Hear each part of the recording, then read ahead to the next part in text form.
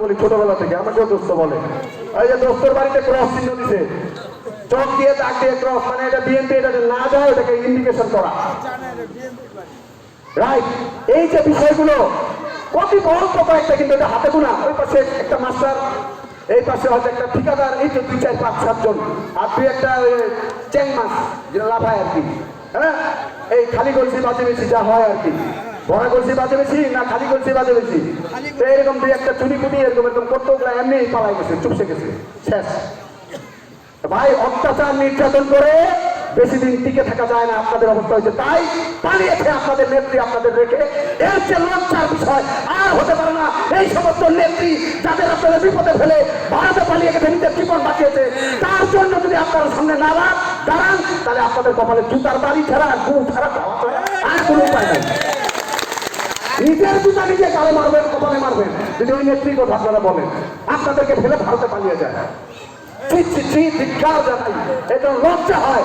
এই ধরনের দলের সাথে আমরা এতদিন রাজনীতি করেছি, এত অত্যাচার হয়েছে, এত নির্যাতন হয়েছে।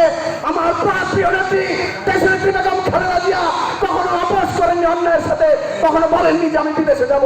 উনি দেশের মাটিতেই সবসময় থেকেছেন। যখনই প্রস্তাব এসেছে বিদেশে যান নইলে রাজনীতি ছেড়ে দেন, উনি বলছে কোনোদিন আমি দেশেই থাকবো, মরতে হলে বাঁচতে হলে এখানে বাঁচবো, মরতে হলে এখানেই মরবো। এই হলো আমাদের নেত্রী দেশনেত্রী বেগম খালেদা জিয়া। গর্ব করি আমরা বন্ধুগণ, আজকে আমরা সেই নেত্রীর, আগামী দিনে জাতীয় নির্বাচন আসছে, আমরা সেই দীর্ঘদিন যাকে সেই মার্কায় আমরা দীর্ঘদিন ভোট দিতে পারি না, সেই ভোট সামনে আসছে। এই ভোটে আপনাদের যুবদলকে 7 নম্বর ওয়ার্ডের পাশে আলামিনরা থেকে শুরু করে সাদেক তাদেকরা যা আছে, আমাদের সমস্ত যুবদল, আগের বর্তমান সামনে যারা আছে সমস্ত যুবদল সবাই আমরা এক হব। কি হবো না ইনশাআল্লাহ?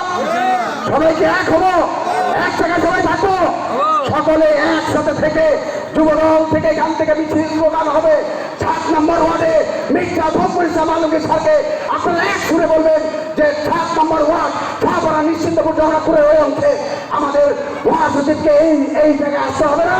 যুবদল প্রতিটি ক্রীড়া সৈনিক যুবদলকে এইখানে সকলে মির্জা ফখরুল ইসলাম আলমগীর স্যারের ভূমিকা পালন করতে হবে। কি পারবো না আমরা? পারবো ইনশাল্লাহ। তাহলে সবাই হাত তুলে বলে পারবো ইনশাল্লাহ। ধন্যবাদ আপনাদেরকে। একটা সর্বশেষ স্লোগান দিয়ে আমি আমার কথা শেষ করবো। যেহেতু জাতীয় নির্বাচন ফেব্রুয়ারি মাসে ইতিমধ্যে রোডম্যাপ ঘোষণা হয়ে গেছে, 12,61,00,000 ভোটার ইতিমধ্যে নির্বাচন কমিশন খসড়া তালিকা হিসাব করেছে, প্রকাশ করেছে। তাই জাতীয় নির্বাচনের একটা সূচনা কিন্তু ইতিমধ্যেই নির্বাচন কমিশন শুরু করে দিয়েছে।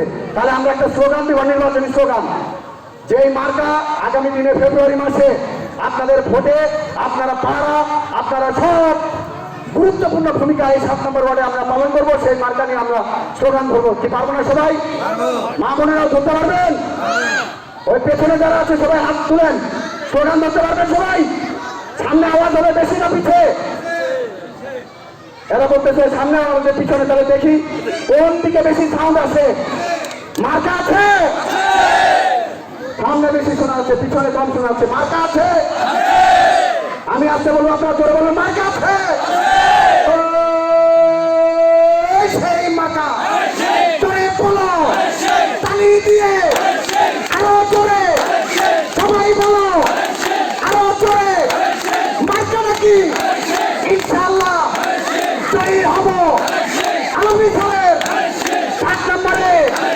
ধন্যবাদ সকলকে, ধন্যবাদ সকল ক্রীড়া সৈনিককে। আসসালামু আলাইকুম ওয়া রাহমাতুল্লাহ। হিন্দু ভাইদের আদাব।